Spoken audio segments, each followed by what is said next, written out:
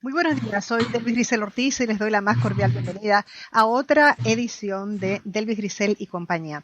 Bueno, en el día de hoy, porque ya se acercan las elecciones, de hecho ya estuvimos hablando hace una semana sobre las primarias, ya la cosa política está tomando bastante auge porque ya es pero que muy inminente. Y lo que vamos a conversar hoy es sobre el tema de la nueva ley electoral. Para conversar sobre este tema me acompañan dos experimentados periodistas que se habrán visto campañas políticas y elecciones en sus largas carreras. Se trata del compañero, amigo y profesor Rafael Matos. Buenos días, Saludos. Rafi. Encantada. Buenos días y gracias por la invitación. Y al compañero Juan Hernández. Hola, Juan. Hola Grisel, hola Rafi y hola a las personas que nos escuchan. Pues vamos a empezar, no perdamos tiempo, que en este programa ustedes saben que el tiempo se va volando. Vamos a empezar a hablar del tema que nos ocupa hoy, que es la ley electoral. ¿Qué hizo necesario una nueva ley electoral? Porque quiero que la gente esté enterada de todo. Porque a veces se piensa que la gente sabe mucho de todo, pero realmente nadie sabe nada de nada. Bueno, mira, ¿por qué era necesario cambiar la ley electoral?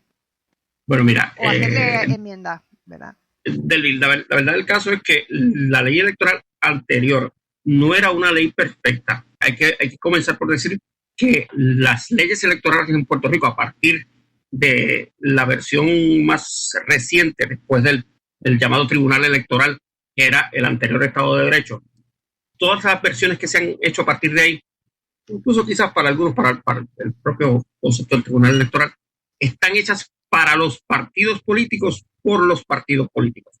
Así que eso plantea ya una deficiencia profunda y una deficiencia como cuestión de principio. ¿Por qué? Porque no son los intereses de los partidos políticos los que deben ser protegidos en cualquier código electoral, sino los intereses de los electores, ergo, el pueblo de Puerto Rico, ¿no? Pero eso se le pone en las manos a los partidos políticos y en términos de necesidad de cambio específico de la anterior ley electoral a esta, pues sí habían algunas cosas que cambiar, como por ejemplo en la participación de los partidos emergentes, etcétera, la erradicación de candidaturas independientes. Pero el cambio real, desde mi perspectiva, ocurre pues porque el partido que controla la legislatura en este momento, el partido del poder, el Partido Nuevo Progresista, entendió que le convenía como partido cambiar la ley electoral para establecer unos criterios que de alguna manera le pudieran resultar favorecedores de cara a este próximo proceso electoral. Y lo hemos escuchado de parte de los partidos de oposición, tanto del Partido Popular como del Partido Independentista Puertorriqueño, incluso de los candidatos de los nuevos partidos, del nuevo partido emergente, ¿no? Victoria Ciudadana y ¿cómo es que se llama el partido de los más religiosos? Ahora se me escapa el nombre. Me escapa a mí también. Entonces, estas personas han coincidido todos, ¿no? La oposición política ha coincidido que de cara a la próxima elección, después de los sucesos del verano del 2019, los sucesos post los terremotos de comienzos de año, el Partido Nuevo Progresista está en una posición desventajosa desde el punto de vista electoral, y ante esa posición desventajosa lo que se trata entonces es de adecuar las condiciones que les resulten más favorables para, desde el punto de vista de proceso, obtener esa ventaja que les permitiría ganar las elecciones. Ese es lo que a mi parecer es la razón detrás del cambio de la ley. Sobre los cambios específicos podemos hablar después. Seguro. Rafi, ¿qué opinas tú de por qué se cambia la ley electoral? Bueno, ciertamente creo que desde hace dos generaciones o 7 u 8 elecciones, no recuerdo el año, pero la ley electoral que acaban de cambiar estaba bastante obsoleta. Estamos en una época obviamente de cibernética y, como dice Juan, pues sí, hay unas nuevas realidades electorales, hay una nueva generación de electores inclusive, pero que a mí lo que me preocupa y me duele y me choca es que todo esto tiene truco de triquiñuela, porque tú no haces una reforma electoral 100 días antes, por lo menos un año antes de unas elecciones generales. No es lógico, por lo complejo que es reformar todo un proceso electoral de un país, inclusive el nuestro, que tiene mucha participación electoral tradicionalmente, históricamente, ¿verdad? No sé ahora, pero tradicionalmente sí. Entonces, pues hay un tufo a triquiñuela, la prisa esta trae como un mal olor. Aunque el PNP ostenta la mayoría legislativa, no huele bien que insista hacer una reforma sin al menos algún tipo de aval de las minorías. Después de todo, esas minorías representan el 58% de la población electoral en Puerto Rico. Ese 58% de electores que no son PNP, pues no está representado en la nueva ley, o por lo menos yo sé que hubo unas vistas públicas bien extensas, pero la participación diversa no fue muy grande. Así que para mí que la muestra más flagrante de este nuevo código electoral es que ocurre en medio de los embates de una pandemia también. Este es simplemente un momento más inapropiado para lograr un mejor consenso. Eso es lo que digo yo. Pero Rafi, y añadiéndole a eso que tú acabas de decir, también es el momento más difícil dentro de este término, dentro de este cuatrienio, que enfrenta el partido de gobierno, el Partido Nuevo Progresista. Precisamente viene de la renuncia del gobernador electo, para todos los efectos, en la elección del 2016, ¿no? Ricardo Rosselló, que renuncia el año pasado en medio de una debacle política, un escándalo de administración pública y un escándalo de percepción política, ¿no? Y obviamente, pues, cada uno va a pretender atraer la brasa a su sardina, ¿no? Entonces, pues, yo creo que el cambio se hace, pues, porque pueden hacerlo, tienen la posibilidad, tienen los recursos, tienen la mayoría y lo van a adecuar. De hecho, la gobernadora, en los comentarios que ella hizo previo a la firma de la ley, ella señala que los códigos extensos como este código tiene más de 200 páginas. Estos códigos extensos siempre tienen algunos problemas y la gente no va a estar 100% de acuerdo, y entonces pues, por eso pues hay que de alguna manera tomarse unas decisiones, ¿no? Y que puede ser que no todo el mundo esté de acuerdo y para adelante, para allá. Por eso es que lo firma, ¿no? Y plantea que hubo consenso en algunos aspectos, pero que cuando ella, los asuntos que no hubo consenso, cuando ella devuelve, porque inicialmente ella devuelve el proyecto de ley al Senado para que hagan unos cambios, cuando se hacen esos cambios, pues, surgen otros asuntos, y entonces pues ella entendió que de una manera u otra, pues eso no era lo suficientemente significativo como para impedir que no se firmara el proyecto, y le dio paso. Así que esto es un asunto que de una manera bien se hace evidente. Esto es un asunto político que están atendiendo precisamente los partidos políticos a su conveniencia, o bueno, el partido político en el poder a su conveniencia. Mira, yo sigo insistiendo que cambiar las reglas electorales en pleno año electoral es como cambiar las reglas del juego cuando estás tú en medio de la competencia, ya, o sea, cuando ya lo que queda es medio juego nada más vas a cambiar las reglas. Esta reforma el partido de gobierno dice que ellos se defienden, dicen que la reforma tuvo vistas públicas, por lo menos una bien extensa, pero en esas vistas públicas la mayoría de los proponentes se opusieron a los cambios que propuso la nueva ley, ¿verdad? Muchos de ellos, no todos, muchos de ellos. Y entonces, pues todos sabemos que la sociedad civil en Puerto Rico necesita todavía mucha educación electoral. Acostumbrados como estamos durante generaciones a votar en bloque por un partido, o sea que se hacen más... Una sola cruz debajo de una insignia. Esa es una manera muy fácil de votar, pero ya no es así. Bueno, así votaban nuestros abuelos desde que tuvieron derecho al voto.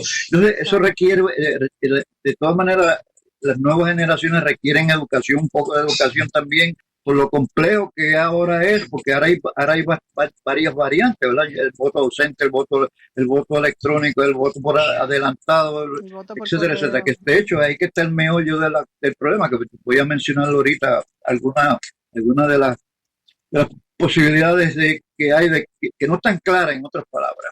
Hay 300,000 posibles electores ausentes.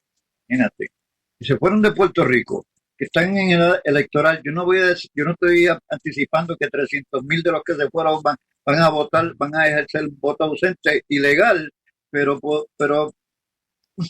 tío, no sabemos.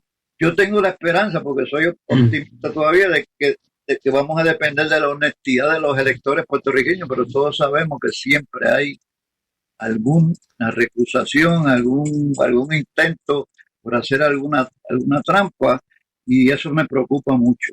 Y la forma en que está constituido todo se hace fácil para que este tipo de cosas se den, sobre todo. Bueno, la reforma propone aumentar el voto ausente. Eso, en el proceso que se ha escogido y que se ha determinado y que ya es parte de esa nueva ley electoral, ¿sería fácil no decir nada y que no se pudiera descubrir? Yo lo que yo puedo percibir es que la nueva ley contiene poquitos mecanismos antifraude, vamos a ponerlo de esa manera. Entonces, por ejemplo, si recusar un voto bajo la nueva ley es bien complicado, bien difícil, porque se le ha quitado poder a los comisionados electorales. Yo no sé si han leído bien los detalles, porque es que esto, como dice Juan, esto es un malmotreto y bien complejo, y hay que ser un experto electoral para entender todos los vericuetos de todo esto, pero los comisionados electorales tienen mucho menos poder. Entonces han transferido todo el poder al presidente de la Junta, que en este caso pues es un funcionario del PNP. Si gana el partido contrario, pues ellos colocarán su persona ahí, pero la recusación de votos se hace bien complicado. Entonces, inclusive, como eso es complicado, si el partido opuesto gana, el PNP podría alegar que hubo algún fraude y sin siquiera probarlo, pero lo puede alegar. Entonces, lo que tengo que decir es que la manera en que yo veo que está construido esta nueva ley es bien difícil para tú controlar el fraude, o inclusive para reclamarlo y probarlo después, pero lo puedes hacer. Como no hay unos mecanismos claros, pues tú puedes alegar, mira, aquí hubo trampa, yo perdí porque hubo trampa, y de igual manera puedes hacer trampa para ganar. ¿Entiendes lo que tengo que decir? Que la cosa está muy fluida, muy líquida. Y sería el cuento de nunca acabar, porque imagínate tú. Imagínate, otra Valencia más. Uh-huh. Bueno, fíjate, yo creo, yo coincido con Rafi en que no hay unos mecanismos de verificación, de validación del elector. Hay que recordar que uno de los aspectos más controvertidos en el proceso de aprobación de esta lo que es ahora la ley del Código Electoral era el voto por Internet. Eso, en la segunda vuelta al Senado, a la legislatura, se eliminó. Porque en teoría, o sea, cualquiera que reclamara ser elector de Puerto Rico podía votar. Incluso estando en Small Town USA, o sea, en Wisconsin, en California, en Oregón, podía estar votando como si fuera un elector local. Ahora bien, este es el debate que pretendió atender la ley en su declaración de propósito, ¿no? En un principio se reclama la necesidad de que hay que atemperar los procesos electorales en Puerto Rico a la nueva modernidad, a la nueva realidad tecnológica, socolor de ir garantizando o de garantizar de una manera más efectiva la participación electoral de los ciudadanos. Juan, y bueno, y eso suena muy... porque tengo que hacer una pausa. Quédate ahí con ese pensamiento, que no se te sale, que regresamos de inmediato después de la pausa. No se vaya nadie. Estamos de regreso en Delvis Grisel y compañía. Si usted nos sintonizó un poquito tarde, hoy estamos conversando sobre ley electoral y esta grata compañía en la que me encuentro esta mañana de dos colegas veteranos periodistas, Rafael Matos y Juan Hernández. Y estamos hablando de ley electoral. Juan, te dejé con el pensamiento ahí en la lengua, así que complétalo. Pues fíjate, te decía que el debate que pretendía atender o que pretende atender esta nueva ley en su exposición de motivos es claramente uno de actualizar, de atemperar la realidad electoral de Puerto Rico a los cambios tecnológicos, a las nuevas plataformas, a los nuevos mecanismos y demandas que tienen los electores de participar en el proceso electoral. Y eso suena muy bien. Lo que sucede es que esto pues requiere de unas garantías y unos procesos de validación que yo personalmente creo, como señalaba Rafi, que la ley no provee. Por ejemplo, ahora la gente puede votar por correo, y eso no es nuevo. O sea, lo que pasa es que el voto por correo se había separado, o que es un voto adelantado para todos los efectos prácticos, ¿no? Se había separado para los estudiantes universitarios que por razón de sus estudios están fuera de Puerto Rico. Cuando llega el periodo electoral, se había separado también para el personal esencial de seguridad y salud, enfermeras, doctores, policías, bomberos, guardias penales, y se había separado también para los confinados. Estos votos adelantados se daban en la creación en el contexto de la creación de un colegio electoral ubicado por ejemplo, en el caso de los confinados, en las cárceles de Puerto Rico, ¿no? Ahora, no me queda claro si en esta nueva ley, son 200 y tantas páginas, ¿no? Si el concepto de ese colegio electoral creado de antemano por adelantado va a subsistir o se elimina y se sustituye por la petición del voto por correo, que es un voto adelantado, ¿no? Y se flexibiliza esa petición de voto adelantado para que cualquiera que interese y de alguna manera pueda ofrecer una razón someramente razonable pueda efectivamente votar por correo de manera adelantada. Eso lo que hace es que es darle la vuelta al proceso del voto por internet, que lo hace un poco más lento, pero el efecto es el mismo últimamente. Y es que cualquier elector activo que se haya mudado, como había dicho Rafi hace un momento, se haya mudado fuera de Puerto Rico, pero que haya participado en la última elección de 2016, ¿ok? Pueda votar en esta elección con solamente decir que me voy a encontrar fuera de Puerto Rico para la fecha de la elección. No tiene que ofrecer ningún otro detalle. Así las cosas. No tiene que decir que se mudó, simplemente se fue del país. No lo tiene que decir. No, que no va a estar en Puerto Rico a la fecha del evento electoral. Por eso, pero entonces, no tiene que decir que en efecto está fuera de Puerto Rico, no porque está estudiando, no porque está en una cárcel, no por ninguna anterior, sino que no está en Puerto Rico porque se mudó, pero no lo tiene que decir. Exacto, de eso es de lo que se trata. Entonces, vemos cómo es que no hay un mecanismo que verifique eso. Y entonces, pues en teoría, solamente en teoría, ¿verdad? Pues no podemos decirlo así. Va a tener una gente que potencialmente pudiera votar estando fuera de Puerto Rico, ya residiendo principalmente, o sea, en otros estados. Mira, en mi familia yo tengo parientes que a raíz del huracán María se fueron de Puerto Rico y hay unos viviendo en la Florida, otros viviendo en Massachusetts. Y esos parientes míos, si así lo entendieran, podrían solicitar ese voto y votar, ya siendo residentes de otro estado. Es difícil llevar el tracto de ese voto, ¿sabes? Bien difícil. Por ejemplo, la doble votación, ¿cómo tú vas a seguir de la pista a todo el que quiera hacer una doble votación? Y precisamente la reforma que en eso yo creo que en eso puede estar atemperada a los tiempos, propone aumentar el voto ausente, el voto electrónico, el voto por correo, el voto adelantado. Eso es uno de los propósitos de la reforma, que haya más participación de esas personas que no pueden ir al colegio electoral el día de las elecciones, el 3 de noviembre. Pero mira, eso que menciono lo de la marca debajo del partido. Otro cambio preocupante de este nuevo código es la interpretación de las marcas. Un lector hace en las papeletas.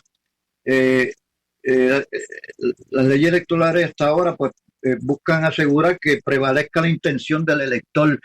Si hace una marca, pues tradicionalmente en las elecciones, ¿verdad?, de nuestros abuelos y la última que participamos, alguien hace una marca fuera de, qué sé yo, que no está muy clara, pues entonces los tres representantes de los partidos y eventualmente los comités electorales dirimen el proceso, pero ahora, bajo este código, cualquier marca que no esté donde debe estar dentro del recuadro exactamente, es recusada. Y entonces, si hay 50.000 papeletas de esas, ¿cómo vamos a saber quién ganó las elecciones el 3 de noviembre? ¿Entienden? Ese proceso, eso es otra complicación más de esta nueva código electoral. No, y sobre todo si las personas no tienen la suficiente orientación, si no hay unas campañas que te digan, mira, ya esto que hacías antes no lo puedes hacer. Porque digo, para eso son las campañas educativas. Y si tú, a la distancia que estamos, no hay forma o no hay el interés de hacer una campaña educativa en la que le digan a la gente, porque digo, parece que nunca hubo campañas muy educativas, porque si tanta gente votaba fuera de donde tenía que votar y había que hacer una interpretación, pues ahí estamos. De lo que sucede con eso es, y eso, aunque plantea unos problemas bien grandes, ¿no? Es parte de lo que es la educación al elector, ¿no? Es algo que no se ha atendido con la suficiente intensidad que debía haberse atendido, porque estamos a tan corta distancia del evento electoral como para hacer los cambios que estamos señalando aquí, ¿no? Esto hay que añadirle el hecho de que subsiste el conteo electrónico. Por eso el énfasis en el asunto de hacer la marca en el área de la papeleta que corresponde, ¿no? Porque antes eran personas las que contaban esos votos, hoy en día son máquinas. Y si la máquina no lee la marca donde se le ha programado para que la lea, pues va a rechazar esa papeleta. Antes, esas papeletas, en la elección pasada, ¿no? Esas papeletas eran revisadas y se adjudicaban los votos correspondientes. Cuando no, pues se anulaban, ¿no? Pero esa era la intención. Así las cosas, hay demasiados baches, por así decirlo, huecos, que deben ser atendidos y que en el proceso acelerado en el que se ha aprobado este nuevo código electoral, pues quedan al descubierto y ponen una grave duda sobre la intención detrás del cambio en el código, ¿no? Pero este código plantea otras cosas más, que son de alguna manera que entran en el ámbito de lo estrictamente político, ¿no? Este código plantea que para la próxima elección del 2024 los puertorriqueños vamos a estar recibiendo una papeleta especial para votar por el presidente de los Estados Unidos. Uh-huh. ¿Socolor de qué? Porque eso no cuenta ni para pool ni para banca, como dirían los hípicos. Esto es un ejercicio que la legislatura, dominada por el Partido Nuevo Progresista, hace y justifica en función de aquellos plebiscitos que se hicieron anteriormente, en los que salió favorecida la estadidad de una manera un poco cuestionable para todos los partidos de la oposición, y socolor de que ahora no ha habido, pero hubo un reclamo de rechazo hacia el Estado colonial, pues eso es lo que significa, y favoreciendo el estatus de la anexión, pues vamos a votar por el presidente, aunque eso no cuente para nada para propósito electoral alguno en Estados Unidos. Aunque sea un ejercicio de futilidad. Es correcto. Lo que plantea es un gasto adicional, porque entonces hay que hacer una papeleta adicional más, lo que ello conlleva, ¿no? En términos de conteo, transacciones electorales, etcétera, ¿no? Y eso, pues, o sea, si estamos en la de eficientizar el proceso electoral, ¿de qué estamos hablando? O sea, como que es un contrasentido. Es como un plebiscito por carambola que están haciendo esta gente para ver sí. que están interesados en votar por el presidente de Estados Unidos. Pero mira, hablando de los tecnicismos legales, Juan, y de todo este asunto, también está la cuestión de los costos. Me preocupa mucho también que quisiera comentar, porque la Comisión Estatal de Elecciones tiene un presupuesto, creo que el presupuesto anterior es de 28 millones de dólares para el año fiscal que acaba de cerrar ahora mismo, pero pidió 53 millones adicionales a la Junta de Supervisión Fiscal y no se lo han otorgado. O sea que, ¿de dónde van a ser? La comisión tiene una insuficiencia en el presupuesto operacional, inclusive en su nómina, que es de 6 millones de dólares. No tiene suficiente dinero para pagar a los empleados, que de hecho ganan poquito dinero. Entonces la cúpula de la comisión avaló el recién aprobado código electoral. La gente que dirige allí, los del PNP, pues estuvieron de acuerdo, pero desconoce cuánto va a costar todo este proceso de la nueva ley electoral. Nadie sabe todavía. Que yo sepa, yo no he visto ninguna cifra que diga, mira, esta nueva reforma electoral va a costar tanto y hay que presupuestar tanto, porque es que nadie sabe. O sea, Mira, Rafi, pero también hay una reducción, ¿verdad?, en toda la cosa estructural y administrativa. Vamos a ir a una pausa y cuando regresemos ampliamos sobre eso. Llévatelo, Nushka, todo tuyo. Estamos de regreso en Delvis Grisel y compañía y continuamos conversando sobre ley electoral con los colegas veteranos periodistas Juan Hernández y Rafael Matos. Bueno, decíamos al terminar el segmento anterior que en la ley también hay unos cambios estructurales y administrativos de la Comisión Estatal de Elecciones. Eso que yo creo que también es algo para discutir y que es un tanto preocupante en la medida que cierras oficinas, cambias operaciones. Y bueno, la gente cómo va a recibir eso y cuán cerca estarán para recibir para poder acudir a hacer su petición para votar y no sé qué, sobre todo los nuevos electores. Rafi, tú tenías una... Sí, yo estaba diciendo que pues, la cuestión, lo preocupante que es que ni los mismos proponentes de la reforma electoral saben de dónde va a salir el dinero para costear todo este nuevo proceso.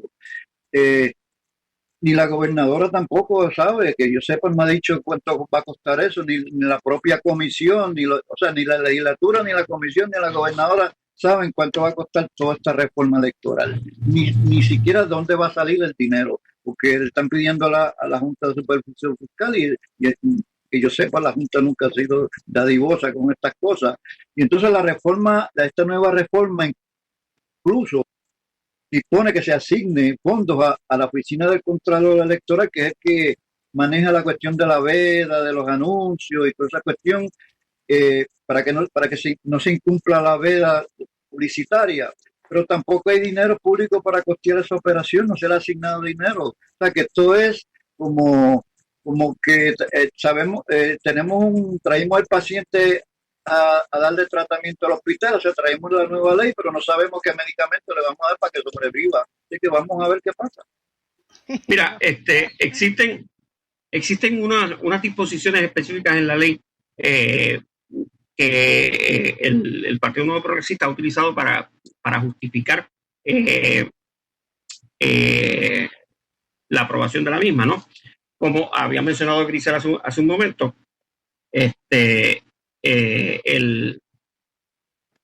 se consolidan y se eliminan oficinas y operaciones administrativas, particularmente las vicepresidencias y las subsecretarías, es lo que se menciona en la ley, ¿no? Y incluso se habla de la consolidación de las juntas de inscripción permanente, de manera que se reduzcan.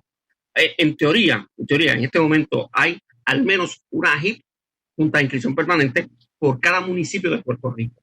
Es decir, son 78 municipios, hay 78 juntas de inscripción permanente. Se plantea la reducción a 12. Van a ser regionales, no es otra cosa. Van a ser regionales. Exactamente. Ahora serían juntas de inscripción permanente regionales. La economía en potencial, en cánones de arrendamiento de todas esas 78 HIPs, lo que menciona la ley es de aproximadamente $1 billón. O sea, que tener 78 oficinas para la inscripción permanente de electores a través de todo Puerto Rico le cuesta poco más o menos $1 millón a la Comisión Estatal de Elecciones. Eso desde el punto de vista de las cantidades de dinero que se manejan hoy en día no es necesariamente significativo. Pero recordemos que dentro del concepto de la ley electoral, que es por los partidos políticos y para los partidos políticos dentro de esa HIP y dentro de la estructura de la Comisión Estatal de Elecciones opera el concepto del balance. Es decir, que debe haber representación de todos y cada uno de los partidos políticos admitidos al proceso eleccionario en los procesos de la Junta de la Comisión Estatal de Elecciones. Es decir, que si al día de hoy tenemos 5 partidos electorales, Victoria Ciudadana, el Partido Independentista, el Partido Nuevo Progresista, el Partido Popular, el partido que se me escapa algo de conciencia social, no sé, el otro partido. 5.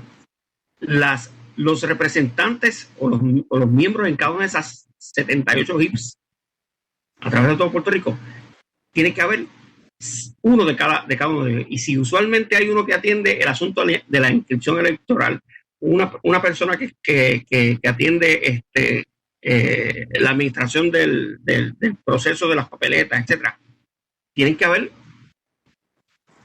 uno de cada uno. Y entonces, si se requirieran 2 empleados por HIP para hacer una operación razonablemente eficiente, multiplique eso por 5, porque tiene que haber uno de cada por cada uno de cada partido, tiene que haber uno de los otros partidos.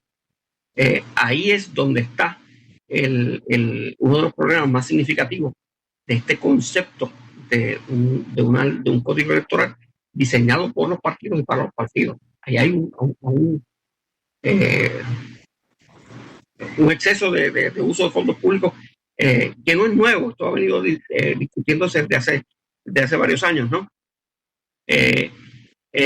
Y las funciones de la HIP van a ir cambiando. Por ejemplo, para propósitos de esta nueva elección, la que se avecina en noviembre, el uso de la tarjeta electoral ya no es requisito. Usted puede votar con cualquier tarjeta de identificación que tenga una foto y que tenga un carácter oficial. Por ejemplo, su licencia de conducir, ya sea Real ID o no. El pasaporte, la tarjetita que usted puede comprar con el pasaporte de acceso al territorio de los Estados Unidos.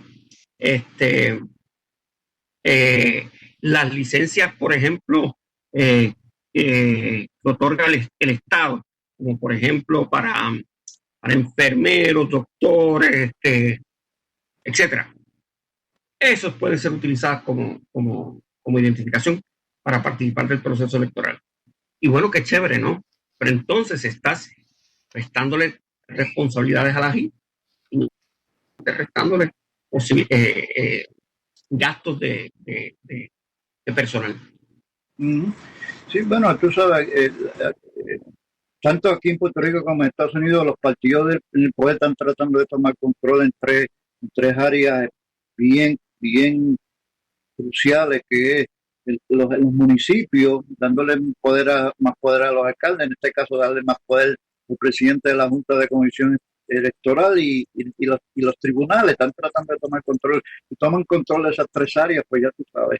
Mira, yo sigo insistiendo que en medio de una crisis económica y una quiebra fiscal, esta reforma pretende inclusive crear un puesto nuevo de presidente alterno en la Comisión Estatal de Elecciones. Propone también un aumento de sueldo a los comisionados electorales hasta llevarlo al salario de un juez del Tribunal de Apelaciones, que es de $90,000, de $80,000 a $90,000. O sea, cada comisionado debe ganar pues, $10,000 o $15,000 más al año. El presidente de la Junta, Juan Ernesto Dávila Rivera, le confirmó a los medios recientemente que no sabe de dónde va a sacar dinero para estos aumentos. Por suerte, me parece galante que los comisionados del PIB y del PPD rechazaron el aumento salarial, porque saben que no hay dónde sacar ese dinero. Es que yo no entiendo la lógica de hacer una reforma tan deprisa, sin buena discusión, sin el aval de las minorías, como dije al principio, y ni siquiera es dinero para ponerla en vigor, para ponerla en funciones, tú sabes. Tengo que hacer una pausa. Discúlpenme que los interrumpa. Regresamos en breve. Estamos de regreso en Delvis Grisel y compañía. Ya estamos en nuestro último segmento. Se nos ha ido el tiempo así como que volando, conversando sobre el tema de la ley electoral. Rafi, te había tocado a ti quedarte en el aire para la pausa. Yo quisiera, a modo de cierre, ¿verdad?, de este programa interesantísimo, que de hecho que es bueno porque es parte de la educación que hace falta, tanto aunque no hubiera reforma electoral como que la hay, siempre hace falta la educación. El programa de radio tuyo está sirviendo ese propósito ahí. Mira, yo no sé, no quiero ser pesimista, yo que fui optimista al principio del programa, pero si las primarias demócratas de la fin de semana pasado son algún presagio, pues yo espero que las elecciones no tengan tanta dejadez. Y tantos problemas. Además de los problemas, ¿verdad?, de todo lo que estamos padeciendo, pero a mí me parece, no decir que hubo muchos desfases y muchas cosas en esa primaria. Demasiado, a mí, como las capas de cebolla una encima de la otra. No me parece irrazonable exigir un mínimo de consenso a la aprobación de nuevas leyes electorales en cualquier país del mundo. Los propulsores de esta reforma deben preguntarse a conciencia si trabajan para el pueblo o trabajan para un partido político. Tú sabes, ya saben el dicho, un buen hombre o mujer de Estado debe pensar en la próxima generación y no en las próximas elecciones. ¿Qué tú crees, Juan? Pues mira, pero la ira, la avaricia y la estupidez son tres grandes males. Dime, Juan. Mira, eso debe ser, ese señalamiento que acaba de hacer Rafi, debe ser como que la meta a seguir. Esa es la aspiración que debemos tener, que deben tener todos los líderes de todos los países del mundo. Pero la realidad del caso es que en muchos países, y voy a hacer énfasis en el nuestro, ¿no? En este paisito en el que nos ha tocado vivir. La realidad del caso es que el interés por el control político, por el control de los recursos del Estado, es lo que mueve a muchas personas, indistintamente de que de alguna manera ellos puedan reclamar, ese liderazgo político de este país pueda reclamar que es el interés público su mayor desafío, ¿no? Pues no, la realidad del caso es que no, ha quedado claramente evidenciado a través de lo que han sido sus acciones y las acciones más recientes, porque recordemos que esto no es el asunto de la corrupción gubernamental, no es una cosa exclusiva del Partido Nuevo Progresista. El Partido Popular ha experimentado eso también. Pero pues, como los puertorriqueños tendemos a tener una memoria corta, nos acordamos de lo más reciente, ¿no? Y lo más reciente fue la debacle en las ayudas después del huracán María, la debacle en las ayudas después de los terremotos.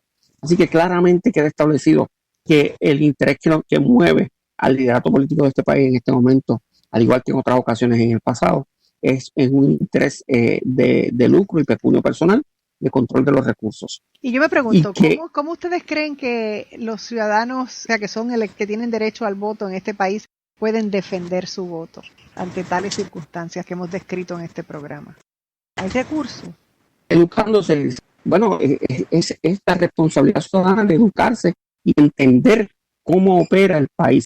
Hay que consumir medios de comunicación, no uno ni dos, todos los más posibles, porque sabemos que los medios de comunicación plantean sus propias posturas editoriales, ¿no? Seguro, y escuchar no solo lo que usted esté de acuerdo, escuchar también al adversario, entonces es importante. Claro, lo que sucede es que tenemos cada vez y esto es una cosa que pudiéramos hablar más adelante en otro tema, en un programa sobre el tema, cada vez con el desarrollo de nuevas tecnologías y nuevas posibilidades y nuevos contenidos, la gente va a querer escuchar lo que quiera escuchar. Exacto. ¿Ves? Porque les resulta muy pesado, les resulta muy, muy complicado y delegan en otros para que hagan ese análisis. De ahí el extraordinario éxito que tienen los politólogos, los analistas en los distintos medios de comunicación, ¿no? Entonces vemos cómo hay una ausencia real de periodistas que son profesionales que tienen el conocimiento de primera mano de lo que está ocurriendo en el escenario público del país. A estos periodistas, y esto es una defensa clara de mi gremio, yo tengo más de 25 años de periodista, y yo creo que más que un analista político, más que un politólogo, los periodistas tenemos los conocimientos de primera mano para poder orientar efectivamente al país, al pueblo. Eso al margen de que tengamos que operar dentro de los parámetros de las posturas editoriales de nuestros respectivos medios. Aún así, tenemos esa posibilidad de educar. Y yo creo que los espacios como este y los que son parecidos a este deben estar privilegiados por la atención del público como uno de los medios de educación. Sino y que también hay que tomar en cuenta que todo lo que son las redes sociales y todo lo que es el internet, ya eso es un sistema que está preparado para engañarte, porque ya está preparado sencillamente para que ellos saben, por lo que ven como tú manejas, saben qué es lo que tú quieres oír. Y ya te predisponen y ya la información que te llega es la que tú quieres oír y no ninguna otra, por lo tanto puedes establecer un balance. Los famosos algoritmos. Exactamente. Cinco o seis buenos hackeadores ponen en jaque una elección de un país, claro. Mira, yo no sé si podemos hablar. Nos quedan unos minutitos, Rafi. Bueno, para cambiar el discurso aquí con seguro, con la cuestión de Trump, que dice que no quiere vender río abajo, como los esclavistas vendían a los esclavos que le daban problemas, los vendían río abajo, Mississippi para abajo. Él dice que no quiere vender río abajo, ¿verdad? Según reveló una de sus funcionarias. A mí me parece que obviamente este señor obviamente no sabe de historia, no sabe de cultura, ni siquiera de su propia constitución, porque no puede vender 5 millones de sus propios ciudadanos río abajo. Pero yo quisiera, si hubiera más tiempo, preguntarle a alguien cuánto vale Puerto Rico en la mente empresarial del señor Trump. ¿Cuál será el precio de Puerto Rico en su mente? Imagínate. Es bien interesante. Yo pienso que estaríamos bastante devaluados por la acusación constante que él hace de que el gobierno de Puerto Rico le roba al gobierno de los Estados Unidos los fondos federales que les asigna. Así que técnicamente, para todos los propósitos de Trump, nosotros somos un país de corruptos. Y de salvajes. Ya sea que coincidamos o no con ese señalamiento, ¿no? Así que si de él dependiera, yo creo que nos vendría a precio de especial. Sí, yo creo que con todas las preocupaciones que nosotros tenemos, sinceramente nosotros no necesitábamos que se supiera eso, de verdad. ¿Verdad que no? Claro que no. Sinceramente no. Porque bueno, nosotros sabemos quién es Trump y podemos entender, pero mira, de seguro esas son cosas que hay algún tipo de gente que puede sentirse muy asustado y muy nervioso con una información como esa. Mira, yo creo que esto lo que hace es que abona al entretenimiento. Yo creo que yo no me ocuparía de discutir esto porque esto es un comentario esto es un comentario de una persona que evidentemente es un ignorante, que para otros padece de sus facultades mentales, no tiene ninguna formación política, académica o nada por el estilo, y entonces él hace ese comentario como una cosa suelta y la gente se enfoca en eso. O sea, él tiene que saber. Yo no creo que él es un loco, no creo que le falta mente, creo que él es un dictador en ciernes. Eso es lo que creo que es, sinceramente. Bueno, y si la gente elegirlo, la democracia de Estados Unidos está en peligro. Eso es lo que sí yo realmente creo. Creo que sí. La sobrina de él lo conoce bien, acaba de publicar un libro. Así que es correcto, sí. Exactamente. Así que los norteamericanos, pues más vale que... No, y digo, yo todavía miro el asunto de lejos y no sé de cuántas cosas se valdrá él, ¿verdad?, para ganar esa elección, porque la primera elección realmente él no ganó el voto popular. Vamos a ver cómo se las puede... Pero es que ese es el problema del proceso norteamericano, que no es el voto popular el que gana una elección. Son los famosos colegios electorales allá. Exacto. El concepto del colegio electoral distinto al de acá. Lo gana el voto popular si coincide con el del colegio electoral. Por eso. Y demostrado está que no necesariamente es así. Exacto, ¿no? Y que se puede manipular, que es lo que es triste de todo eso. Pero bueno, yo creo que les agradezco mucho, se nos ha terminado el tiempo, les agradezco mucho que hayan estado conmigo esta mañana conversando sobre ley electoral, que es un tema muy importante, y creo que los tres estamos de acuerdo en que la mejor forma de nosotros hacer que nuestro voto cuente bien tal y como lo queremos y asegurarnos que tengamos unas verdaderas elecciones que cuentan es la responsabilidad ciudadana. Es que nosotros tenemos que educarnos. Nosotros hemos visto desde María para acá cuánto tenemos que hacer nosotros por nosotros, y es cada día más hay que hacer más país. Hay que tener más conciencia de lo que estamos haciendo, de cada paso que damos, y sobre todo somos nosotros a los que nos corresponde tener la visión del futuro de Puerto Rico que queremos y ponernos de pie para crearlo y para ejercer nuestro derecho. Les doy ahí un minutito para que cierren sus pensamientos a ambos. Totalmente de acuerdo contigo. Yo creo que está en manos de los ciudadanos, está en manos nuestras, el educarnos para entender qué es lo que nos estamos jugando en esta próxima elección. Y no queda de otra, eso es. Voto por ambos. Muy bien. Pues, muchísimas gracias. Bueno, ya ha llegado el momento de los consejitos sobre quiebra de nuestro queridísimo amigo, el licenciado Germán Valentín. Buenos días, Germán, ¿cómo estás? Muy buenos días a ti y a toda la radio audiencia. En mi pasada intervención les hablé con una nota más light, algunas curiosidades históricas sobre el derecho de quiebra. Hoy retomaré el tema de la paralización automática, pero esta vez sobre lo que no se paraliza, es decir, que los procedimientos continúan como si no se hubiese radicado la quiebra. Aunque hay varias situaciones en las que la paralización automática no opera, me voy a concentrar en las situaciones más comunes y en específico lo que tiene que ver con relaciones de familia. Debemos estar conscientes que la paralización opera para proteger al deudor cuando es parte demandada. Sin embargo, en las situaciones que voy a señalar son la excepción, aunque el deudor en quiebra sea la parte demandada. El primer ejemplo es cuando se demanda a un hombre, en este caso usar el nombre de Juancito Trucupey, para que el Tribunal Superior de Puerto Rico determine si es o no el padre de la criatura que dio a luz la joven Esperanza de la Paz. Si Juancito, quien es el presunto padre, radica una petición de quiebra, esa radicación no le va a paralizar la acción de paternidad.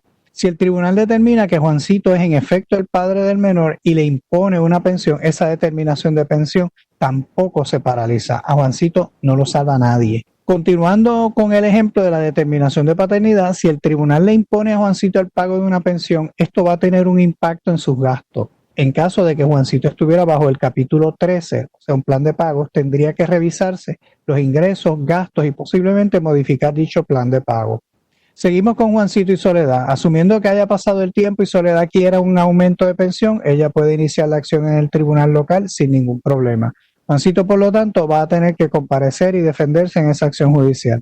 Y es importante señalar que si el tribunal determina una cantidad como retroactivo contra Juancito, la acción de cobro de ese retroactivo sí queda paralizada.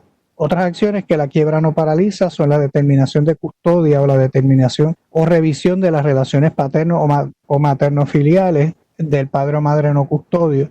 Y la radicación de quiebra tampoco paraliza las acciones de divorcio. Con esto hay que tener en cuenta que si bien la disolución del matrimonio no se paraliza, si en el procedimiento se van a dividir bienes, esta división sí queda paralizada. La paralización de la división de bienes no es absoluta y cualquiera de las partes puede solicitar permiso al Tribunal de Quiebra para continuar con la división en el Tribunal de Puerto Rico. Debo señalar que cualquier acuerdo o determinación del tribunal local tiene que tener la aprobación del Tribunal de Quiebra para que la división tenga efecto legal. Las acciones y procedimientos que no queda paralizado con la petición de quiebra son aquellas relativas también a la violencia doméstica. En programas futuros seguiré dándole más ejemplos de las acciones o procesos que la ley de quiebra no paraliza. Para orientación sobre cualquier asunto relacionado con la ley de quiebra se puede comunicar conmigo al número 787-403-1260. La orientación es gratis y recuerde que no tiene nada que perder y mucho que ganar. Gracias y será hasta la próxima semana. Muchísimas gracias, Germán, por haber estado con nosotros. Bueno, amigos, no hay tiempo para más. Que tengan un maravilloso día. Muchas gracias por escucharnos.